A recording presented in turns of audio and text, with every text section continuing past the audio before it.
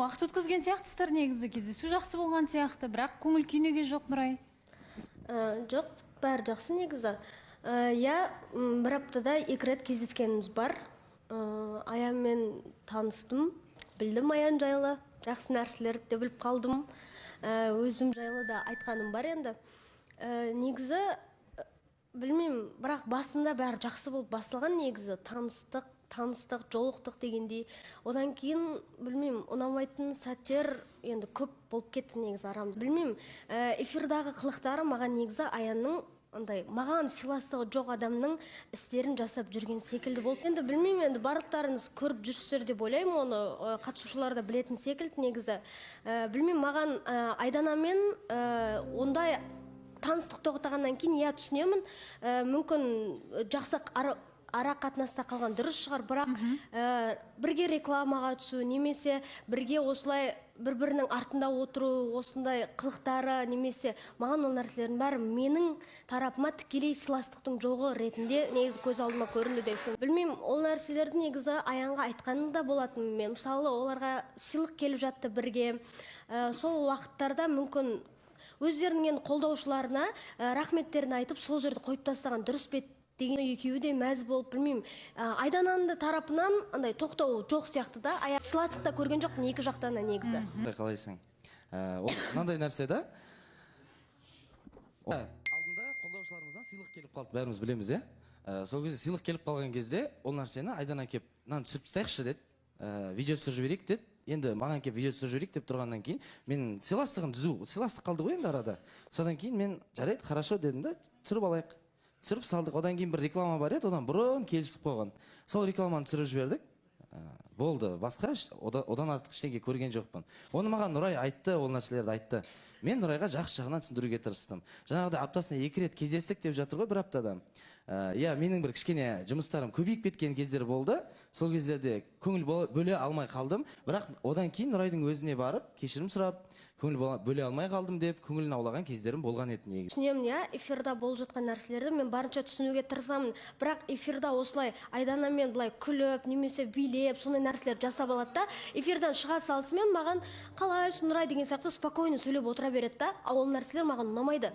Дұрыстап ойланып қарасақ, мен мына жерде енді настроениемді түсіріп тастап отыру керекпін ба? Күлмей отыруым керекпін ба? Менің көңіл күйім жақсы болса, сол көңіл күймен мен эфирден шыққаннан кейін саған қарай сондай көңіл күймен жақындаймын.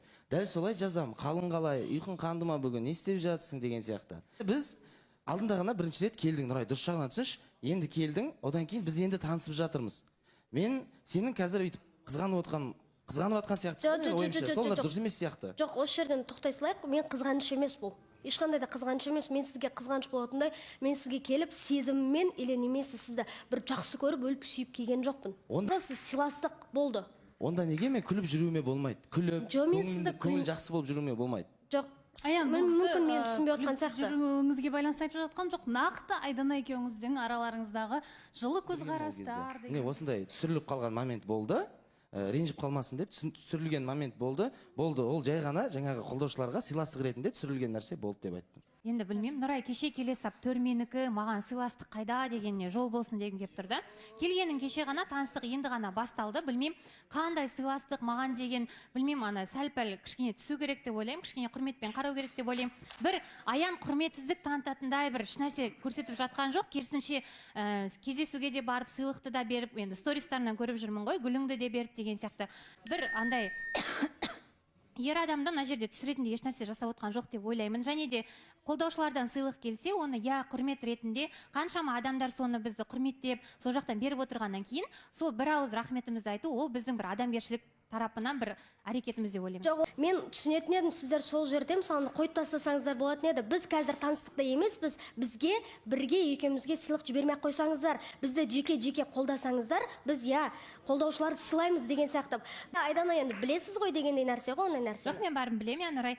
Жалпы біз салынып жатқан нәрселер, салынбай жатқан нәрселер өте көп та, негізі соның мағынада емес, қолдап жатқан видеолар мысалы өте көп та, бірақ соның ішінде қайта салмай көбісі ренжіп жатыр. Енді түсіністікпен қараңыздар, біз қазір Аян екеуміз таныстықта емеспіз деп қайта айтып жатырмыз. Соның өзінде де қолдаушылар қолдап жатса, енді біз не істей аламыз? Мынандай нәрсе, қолдаушылар қандай кезде қолдайды деген сұрақ қой. Екеуі бір-бірімен жақын жүрсе шабыттанады, қайта сөйтіп түсе береді. Бұларға да керек болып тұр да ол қолдаушылардың қолдауышы. Бізді қосса екен, осы бізге сыйлық жіберсе екен деген нәрсенің барлығы Айдана мен Аянға ұнап жүр. Енді мынандай нәрсе ғой, жалпы бұл жігіт пен қызды, Айдана мен Аянды негізі барлығымыз білеміз ғой, уже түбі қосылады осы жерде ше, өйстіп жүріп. Себебі осыған дейін қаншама жұптарда өйстіп өтірік жоқ, бізге сезіміміз жоқ деп айналып түбінде қосылатын жандар жүр ғой енді Екеулеріңіз арамызда бір ше. сезонда отырдыңыздар, бір-бірлеріңізге деген сыйластық жоқ. Бұл біріншіден, екіншіден сіз қазір не үшін Аянды қызғанып отырғандай кейіп танытып отырсыз? Сіздердің араларыңызда вроде бы барлығы тоқтады ғой. Егер де сізде, білмеймін, жүрегіңізде бір титтейде женская солидарность болатын болса, сіз Аянның жанына жоламайсыз да, тана көзін сүзбесе бұқа жүзін үзбейді дейді. Егер де сіз Аянға шынымен де стоп қоятын болсаңыз, Аян сізге тіптен жақындамас та еді. Бұл жерде Айдана тікелей сіздің қатеңіз.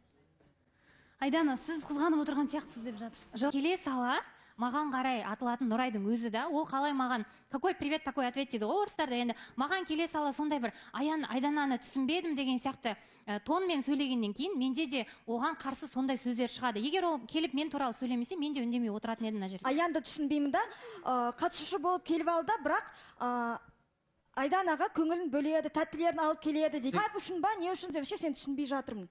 Мен де сені түсінбей жатырмын, Саида. Мен тәттілерімді әкеліп үйтіп жүрген кездерді мен білмеймін. Мен тәттілерін әкеліп жүрген жоқпын. Алып келдің, қатысушы болып келгенде осы жерде тәттілерін алып кел, сосын Айдана екеуміз бөлісіп едік. Мен мына жердегі алып келген тамақтан бөліскенім бар шығар мүмкін. Бірақ Жоқ, тәттілер алып келген сен жоқпын. арнайы Айдана үшін алып келдің. Сен олай қыздың басын қатырма. Жауап бере салайыншы, негізі айтып жатыр ғой, бір үміткерін сыйлама деген сияқты аялым бір өз үміткерлерін сыйлағандай айтып отыр ғой. Мына жерде негізі осындай жағдай. Нұрай, қош келдіңіз. Сіз енді шынымен де андай тональностьпен кірдіңіз да, бір шынымен де бір жұпта жүрген сияқты предъявамен айтып жатсыз да, андай сыйластық емес деген сияқты. Ана жолы мысалы сіз кірген кезде айтыңыз, мен өзіме ғашық қыла алам деген. Ол сеніміңіз өзіне деген қайда кетті деймін да. Егер де сіз ойламайсыз ба, осы тональностьпен, осы мінезіңізбен шошытып аламын деп ша енді. Себебі ол нәрсені де басқаша жеткізуге болатын еді деп ойлаймын. Мен ешқандай келіп Айданаға сіз неге үйтіп жүрсіз деген сияқты мен оның тарапынан, менің тарапынан мен бірінші эфирда келдім. Айдананың тарапынан маған мынандай әңгімелер болды. Мен ол кезде сабыр сақтап қоя салдым. Мен екінші эфир маған ешқандай да қызғаныш немесе ондай нәрселер емес. Мен сыйластықты ғана талап еттім өзіме. Ол сыйластықты мен көрмегеннен кейін мен сол нәрсемді айтып отырмын деп. Айдананың бір нәрсе жетістіктен емес, негізі Нұрайды да танимын ғой, бірақ та негізі Айдана өте сабырлы, даже адамды ренжітпеуге тырысады да, жақсы жұмсақ айтуға деген сияқты. Мен есімде ана бірінші эфирде де ең басты сіз келіп өзіңіз тиісіп кеттіңіз да, Айдананың шамына тиіп деген сияқты. Қазір де солай болып жатыр. Содан кейін халыққа негізі Айдана жаман болып көрініп қалады. Саған бір нәрсе айта кетсем, негізі біз осы Айданамен теманы біз бірінші таныстықта негізі Аянмен дұрыстап сөйлесіп шешіп алған тұғымыз. Негізі Аянның сөзіне мен сенгендей болған болатынмын сол уақытта. Біздің арамызда осындай нәрселер болды, біз ұнаттық, бір-біріміз одан кейін тоқтады. Болды, менің тарапынан Айданаға ешқандай нәрселер жоқ деген сияқты Аян тарапынан болған болатын ондай әңгімелер. Негізі бірақ сол уақытта мен сәл сенгендей болдым. Кіру үшін келіп отырған сияқтысыз. Жалпы бұрынғы сезондарда да бір үштікке кіргендеріңізді білеміз, ол историяңызды. Енді қазір қандай мақсатпен келіп отырсыз? Негізі Нұрай, сіздің бойыңыз кішкентай болғанмен ойыңыз арам сияқты. Ол арамдықтан өспей қалған сияқты деп ойлаймын. Сіздің санаңыздағы әңгімелер осындай шығар, осылай сөйлей беріңіз, жасыңыз үлкен, сіз сыйлаймын. Мен айта кетейін, негізі үштік дейтіндей бұл екеуі ара қатынаста жүріп, мен үшінші адам болып, егер сондай нәрсе болып жатса, мүмкін ол үштік болушы еді. Екеуінің ара қатынасы тоқтады, басы бос деген нәрсе. Мен келдім, танысқым келді, танысып жатырмын деген. Қош келдіңіз, Нұрай. Негізі сіздер үштік емес, бұл жерде төрттік деп атауға болады. Негізі сіздер төртеусіздер. Одан кейін мына жерде мен айтқым келетіні, жаңа айтып жатыр ғой Шерхан. Неге төртеу? Кешіріңізді сұраймын. Мына жақта Айдана. Өзіңіз шатасып қалдыңыз-ау деймін. Шерхан жаңа сөзінде қалып кеттім да, Шерхан айтып жатыр ғой, мына жақта таныстық бұлар ары қарай жалғасатын сияқты, және де түбі қосылатын сияқты деп. Адам қосылу үшін бірінші айырылысу керек деп ойлаймын да. Ал бұл екеуінде таныстық тоқтамаған. Іскер келді, керемет гүл шоқтарын алып келді. Барлығымыз ар жақта отырған кезде Айдана Аяннан барып рұқсат сұраған болатын, мына гүлді үйге алып кетсем болады ма? Логикаға сүйенейікші. Төртеу деп айтып қалғаныңыз енді сәл түсінікті болып келе жатқан секілді ма? Айтып жатсыз ғой жаңа гүл деп. Сіз негізінде әңгімені қай жақтан естіп айтып жатсыз, мен соны түсінбей жатырмын. Бағанағыдай әңгімелер болып жатыр, өтірік әңгімелер ше. Ондай келіп рұқсат сұрау деген нәрсе Аян, болмаған. Ондай менен келіп рұқсат сұрау деген нәрсе болмаған. Тек әңгіме болды. Қолдаушылардан келген жаңа сыйлық сурет бар ғой. Соны кім алып кетеді деген сұрақ болды. Мен айттым, мен оны алып кетпеймін. Айдана алып кетсең, өзің алып кете бер дедім. Дұрыс қой. Вот, сондай ғана әңгіме болды. Шолпан, сіз дұрыс емес түсініп қалсаңыз, дұрыс емес естіп қалсаңыз, ондай әңгіме қажет емес. Вот именно сіздің не жұмысыңыз бар деп сұрақ қойғым келеді да, сіз ер азаматсыз ба, нағыз? Сіз екі сөйлейтін ер азаматсыз ба? Мен әзір сізге естігенімді ғана айтып тұрған жоқпын, екі көзіммен көргенімді айтып тұрмын. Ол гүлді сол кезде Айдана былай айтқан болатын, қыздар мына гүлді кім алады, бірақ үйге алып кеткім кеп тұр дегенде. Айтыңызшы, Шолпанның айтқан сөзінде сіз үшін қанша пайыз шындық бар соңғысы? Жоқ, Бауыржан мырза, жаңағы портретке бола екеуміздің арамызда андай келіспеушілік болып қалды да. Сіз алып кет десем, жоқ, сен алып кет дейді. Мен айтам, менің машинам жоқ, және мен үйге бармаймын. Одан кейін портретті бұл кісі машинасымен алып кетті, ал мен гүлді тастап кеттім. Өйткені менің итак та заттарым көп болды, амал жоқ, тастап кетуге тура келді. Сен анық айттың сол жерде, осы жерде біраз қатысушы есті, енді сен мына жерде біраз қатысушы достарың болғанына мен кінәлі емеспін да. Мен бірақ шындықты айтып тұрмын, маған разница жоқ қой. Гүл маған ұнап тұр, үйге алып кеткім кеп тұр деп Аяннан рұқсат сұрадың сен. Екеуің бір-біріңді ақымақ қылып жүрсіңдер ма, немесе халықты ақымақ қылып жүрсіңдер ма? Мына гүл маған ұнап тұр, алып кетсем бола ма деген сөз менің аузымнан мүлдем шыққан жоқ. Нұрай, өтініш айта салайын, жаңа сіз айтып отырсыз ғой, маған қарай сыйластық жоқ деп, сізге қарай сыйластық емес. Бұл жерде Айдананың өзіне деген сыйластығы жоқ болып тұр да. Кеше мен бүгін үміткеріммен для галочки кездесуге бара салсам ба, бара салмасам ба дейді да. Отырып екеуі әңгіме айтты. Жарнама кезінде екеуі сырласты, мұңдасты. Сосын мына жерде Аян отырып маған айтады, басқа жаққа отыршы, мен Айдананың артына отырайыншы дейді. Оның бәрі бекер емес. Одан кейін жаңа Шерханды растап кететін шығар. Мына жерде отырып Шерхан кеп әзілдеген болатын. Абылай, сен түбі Айдана екеуің қосылатын сияқтысыңдар, екеуің жарасатын сияқтысыңдар деген кезде Аян айтты, маған ұнамайды, ондай сөздерді айтпайын. Сен де отыр ғой, сен тұстап отыра берші. Негізі мынандай ғой, Шолпанның іші толып қапты ғой, иә. Жаңа азаннан бері не болды, бәрін тізіп берді ғой Шеркін. Ой, бір мынандай нәрсе ғой, баласаған біз нені көреміз, сол нәрсеге қарай пайымдап өз пікірімізді тұрдым да. Сырт келбетіне қарай Айдана Абылайханмен жарасатын сияқты деп айтып қалдым да енді былайынан. Енді сол кезде бұрын Аянмен таныстығы болған, енді Аян шамданып кетті ма, маған просто өзінің сұрағын қойды да, негізі жараспайды ғой дегендей ше. Екеуміз сол жерде пікір таласып қалдық. Сен не үшін айтып жатсың оның тарапынан, мен Айданаға сөйлеп жатырмын ғой дегенде, ол айтып жатыр, ол менің ойымша олар жараспайды деген сияқты, сол нәрсені бір әсірелемей ақ қояйық. Мен просто өз ойымды Айданаға айттым, болды. Мен осы нәрселерге қарап, Айдана туралы бүкіл нәрсе Аянға қызық сияқты негізі әлі де. Енді үміткер келді, жүрегінің бос емесі де қызық. Мысалы кеше Айданаға есігінің алдына бөтен бір белгісіз жақтан гүл келіпті, иә. Оның историясына салды Айдана. Енді ол гүлде, білмеймін, Айдананың адресін енді екеуі таныстықта кезде есігінің алдына барып жүрген Аян ет деген нәрсе. Үйінің есігіне дейін білетін Аян деп те ойлаймыз да негізі. Мүмкін қазіргі әңгімелерге қарағанда жаңа айта кетейінші, өтініш сөздеріңіз бөлініп кешіресіздер. Негізі сіздің күдігіңіз орынды деп ойлаймын. Себебі ол бұрындары шығарып салып жүрген жоқ, қазір де Айдананы шығарып салып жүр. Айдана, гүл кімнен? Бауыржан мырза, мен ол гүл кімнен екенін білмеймін. Ол жерде записка болды. Иә, білмеймін. Кімнен деп ойлайсыз? Кімнен деп ойлайсыз, білмеймін. Айдана, гүл кімнен деп ойлайсыз? Бауыржан мырза, мен кімнен екенін білмеймін. Беру мүмкін адамдар өте көп деп ойлаймын негізі. Есіктің алдына дейін апарып. Ой, шіркін ай. Осы жерде жауап бере кетсем бола ма, Бауыржан мырза? Жаңа Нұрай қойып жатыр. Ал қазір Аян, сізге де 7 сұрағым тұр қазір, қоям. Ал сізді Аян шығарып салған сәт болды ма? Мүлдем ондай болған жоқ. Дәл енді жаңа айтып жатыр ғой, мүмкін алдында сіз көріп қалған нәрсе, Шолпан ханым. Ол кезде, иә, жаңа қолымда заттарым көп болды дедім ғой, жаңағы именно портретті Аянның машинасына салған болатым. Сол кезде бұл кісі қасымыздан өтіп бара жатқан.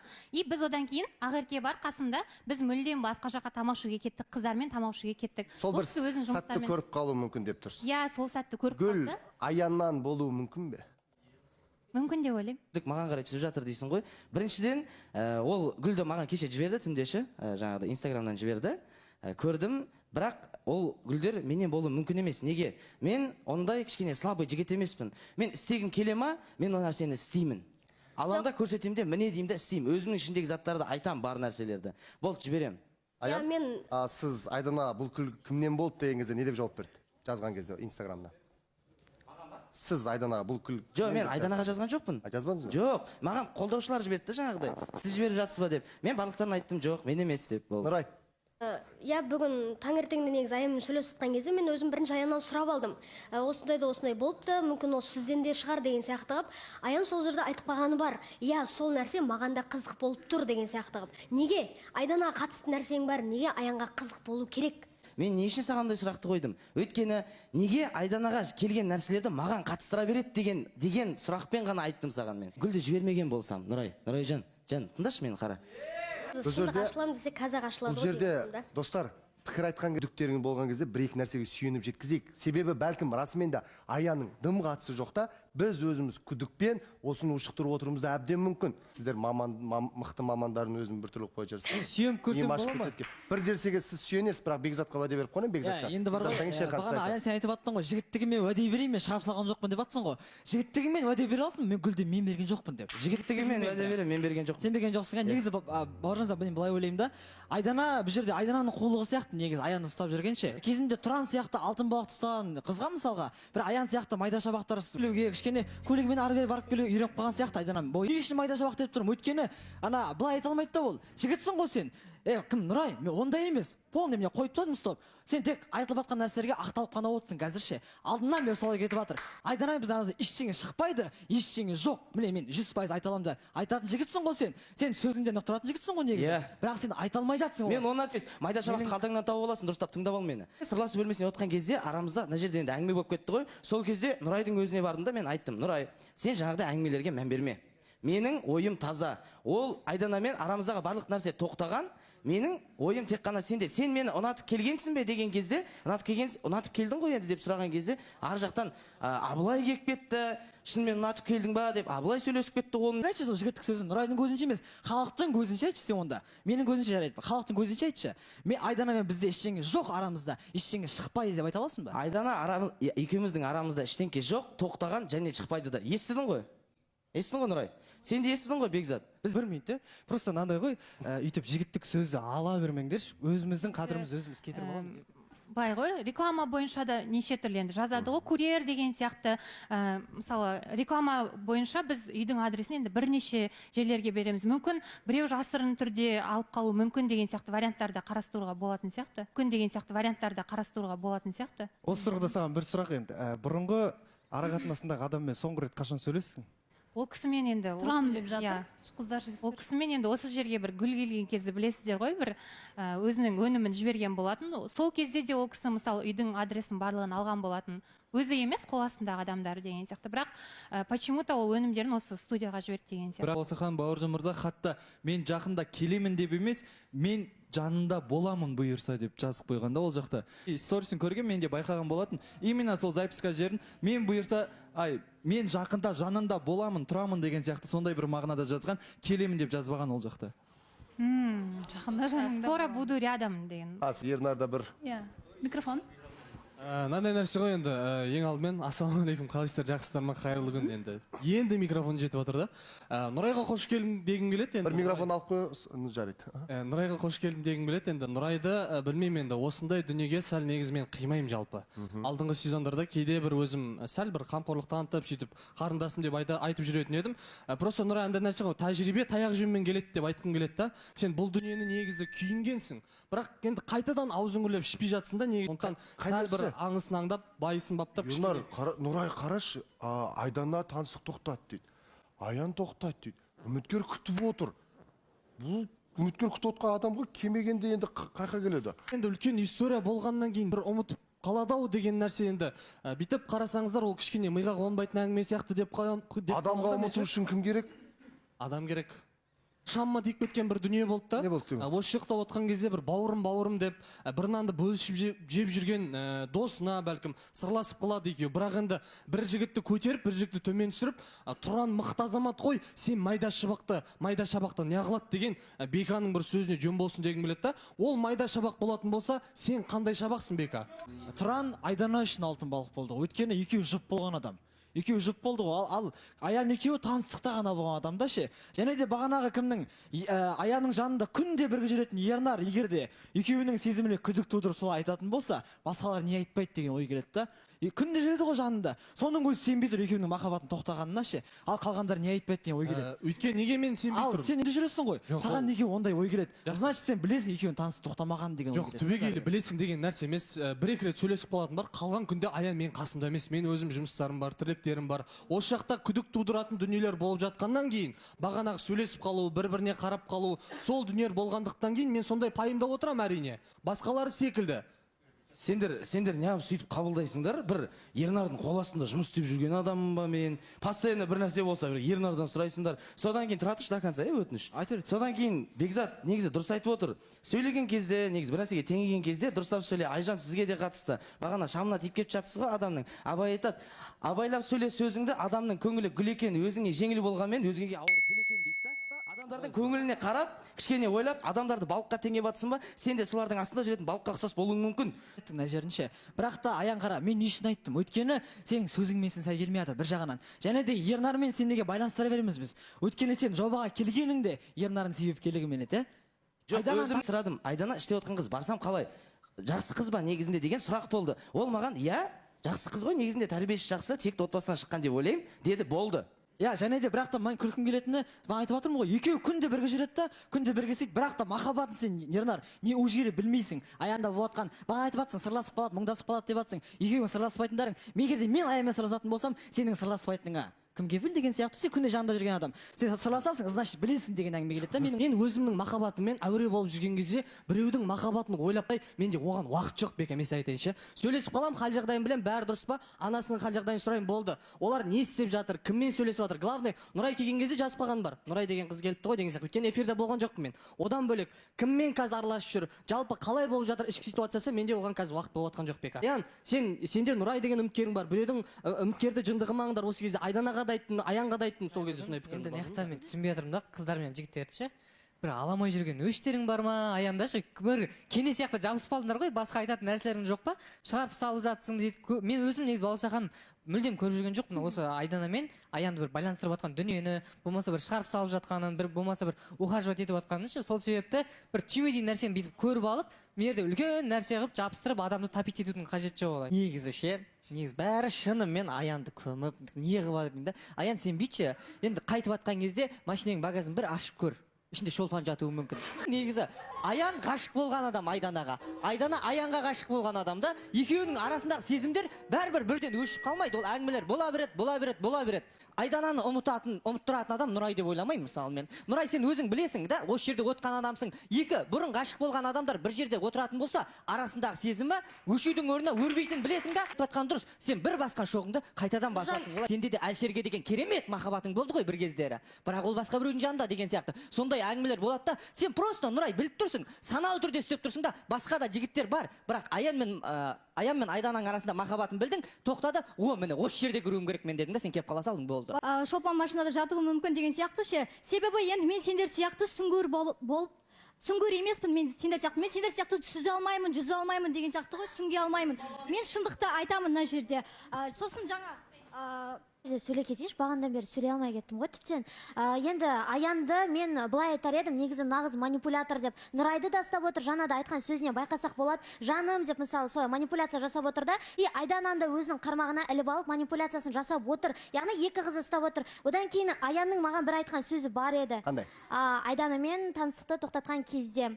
Біз ол кезде перизат бар, барлығымыз сол бір жерге жиналған едік. Сол кезде Аян менімен сөйлескенде былай айтқан еді, негізі аяу мен саған барғым келген деген. Негізінен мынандай, мына жерде Айданаға үміткер болып келмей жатып, қызды кім ұнатпайды деген нәрсе бар, дұрыс қой? Бар. Вот менің көзіме симпатичный болып көрінуім мүмкін. Мен оны айтқанмын ашық түрде. Оны негізінде Айданаға да айтқанмын мен ол кезде. Оны Айдана да біледі. Басында негізінде мүмкін аяулымға барып көрсем бе дегенде ой болған деген сияқты нәрсе. Сосын жаңа манипуляция деген жауап бере кетейін. Мүмкін аяулым саған жаным деген сөзді айтпайды шығар. Мен бірақ оны жылы сөз ретінде қабылдаймын. Сол үшін жылы сөз қылып айтып жатырмын. Мүмкін сізге олай айтпаған шығар мүмкін бұрын. Оған мен кінәлі емеспін.